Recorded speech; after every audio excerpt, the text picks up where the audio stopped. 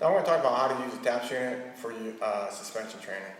Now we're going to use tactical rings because that's what we use. You can also use TRX or any other type of adjustable ring, works fine.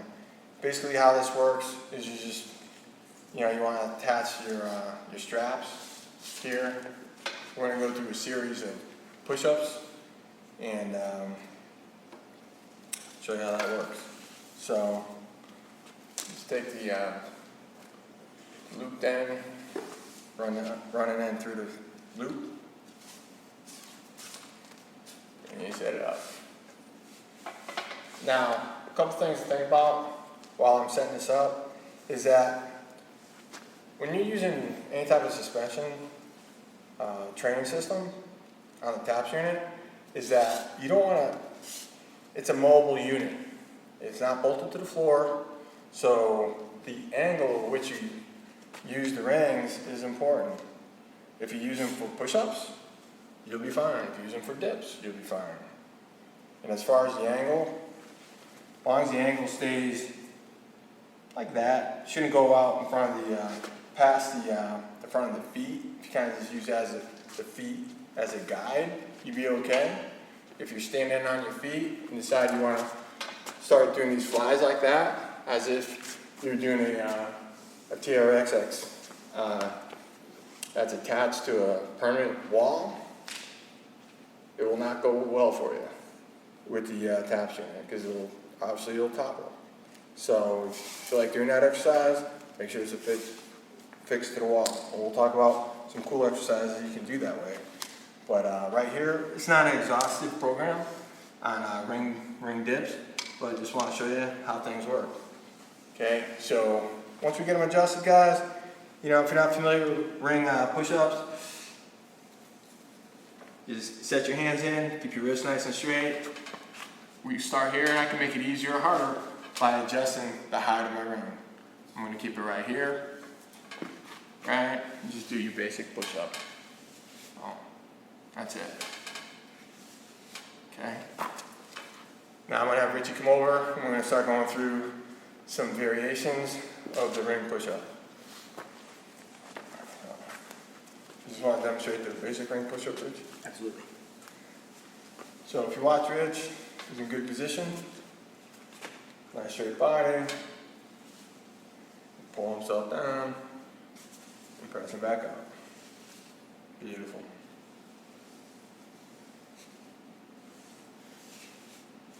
Okay. You want to just talk through some of the variations you use with that, Rich? Yes. That's just like the starting variation there. And if you notice, I wasn't flagging my elbows out or winging anything. I kept everything tight and controlled, just like with like a floor press. Mm-hmm. All the movements, very much consistency in there. I want to protect the shoulders. The arms are tracing on the way out and the way back, so I want to protect the shoulders. So that's your standard there. If you can't do it on your feet, you can always change it just on your knees to the feet. If it's still too easy, you can always elevate the feet. Yep. Start getting this a little higher. The higher they go past the shoulder, it become a little more difficult. Once you get those down, you can move into like an archer push-up, kind of like a gymnast move. So it starts out the same way. Get in the push-up position. We'll push out just a little bit, get in front of the horizontal bars, get about center of those. I've cleared the verticals. Look left and right, I'm good. So I'm going to go down. Pressing arms, going to stay tight into my rib cage. I press on my right arm, sweep my left arm back in, alternate. Notice all the pressure is on the working arm. It is not a one-arm fly. No. Yeah, you actually pull it in, elbow stays nice and tight, everything's loaded on that one arm. Yeah, the other thing I do is I go down also, notice when I come out, I open the hand up, that kind of ensures me to release the tension and place it on the driving hand. So this I'll be driving my right hand, come out, start releasing my grip. So just a mental cue for me to put all the focus on this arm that's driving here and kind of release that one. Mm-hmm. Good too.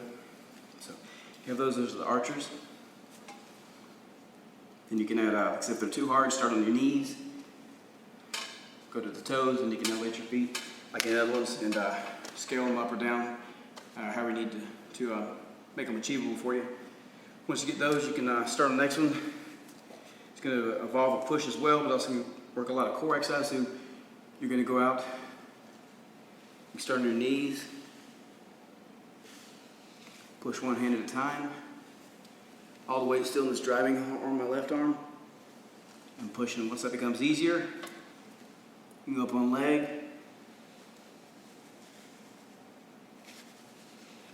Drive that way. One thing that makes it easier or difficult, you'll find the further out to your side, the easier. The closer you get it to straight center of your body, it becomes harder. So if I try it here and I can't get it, I move the hand a little bit. That becomes achievable. And each time I get a little better, I'll slowly move the hand out more to the center. Makes it easier there. Then you also have the two arm variations. So here, everything tight and controlled. Go out to whatever range of motion I feel good.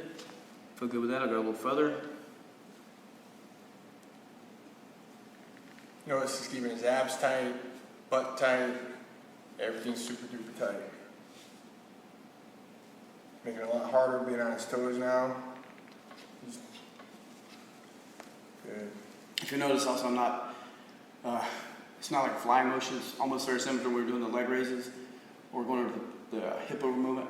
Using a lot of lat work, just like a skin to cat. Thinking about the muscle group I want to work. I'm also protecting myself.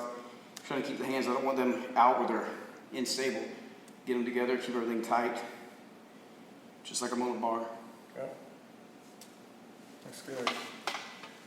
There's other variations you want to cover. Maltese, something like that, or just those four? You know, you showed the Maltese thing, yeah. We call this a Maltese, very similar to, as similar as it can be to a gymnastic move, but it starts out much like the push-up, and I'll start showing the knees. So start like a normal push-up as I go down. Hands are going to trace along the rib cage, like I did before. When I get to the bottom, they're going to spin towards me. I'm going to drive up. They're tracing, basically they're bending. Motion I'm looking for is they're here. They're going to bend in, come towards the hip, just like the bottom, basically the bottom level of the floor press. Rotate the hands forward. So the difference is I'm not pushing here, pushing to here. And you'll see the level of difficulty changes. So push and twist, everything stays tight and drops to the hip. If you want to make it a little harder, as you press, keep everything twisted forward as you come up. Keep everything locked in just like you would instead of gymnast rings at the top position. Yep. Good. Good progression. So it's not, you know, this is just showing it.